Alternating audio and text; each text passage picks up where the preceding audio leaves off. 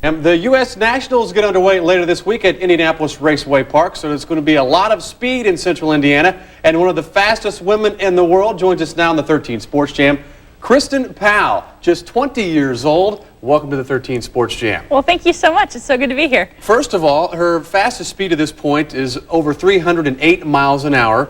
You have won one U.S. Nationals in the Top Fuel Dragster. Talk about that and talk about the speed thing.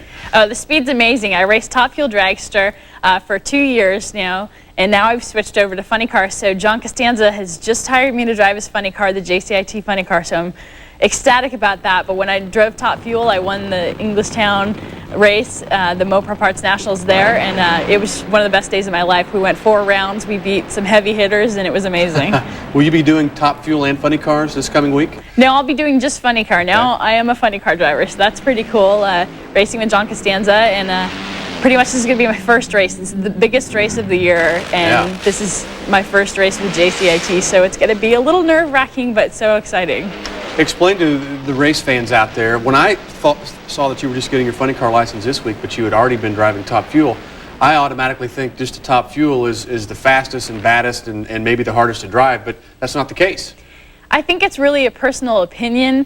Top Fuel is the quickest and fastest, but funny car is just so shy of that. I mean, we're right there in funny car, and people say the funny cars are harder to drive, and since I have driven both, and I'm just being introduced to funny car, it really is difficult. The shorter wheelbase makes for a little squirrelier ride. The car likes to turn left and right a little bit more, and when you're going 300 miles per hour in a straight line, you don't want to turn, so you don't want to do that too much. But that JCIT car, it really stays straight. We ran a 491 doing the license runs, which is quite a respectable run. It actually made me the 11th quickest person in funny car, so not only a quick woman, but a quick person. That's right. How do you guys steer? I mean, it seems like you're there in a blink of an eye, you go brr, and you're there and it's over. But obviously, it's a lot more than that. You do a lot of steering, huh? There really is a lot of steering, and people don't really imagine it. In the Top Fuel car, I steered quite a bit. Now I'm steering a lot. We have a butterfly steering wheel, so I just hold with my 2 hands, and that's all the steering wheel we need. Because if you have the wheel turned more than you can turn it with shuffle steering or something like that, you're in trouble. You need to lift out of the throttle. So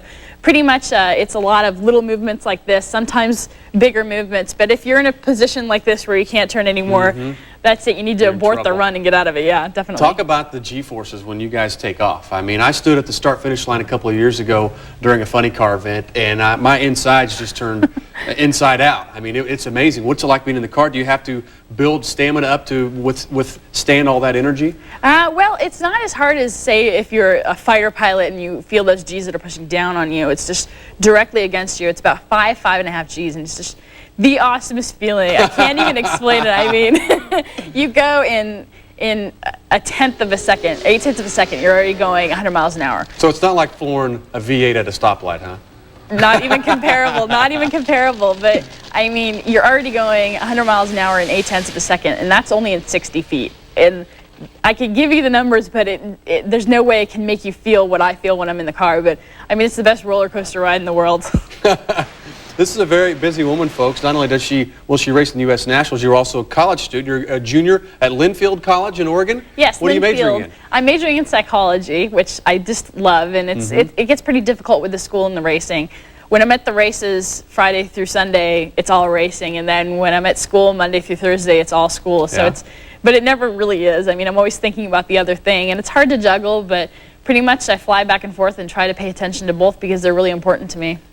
How did you get into racing, especially drag racing?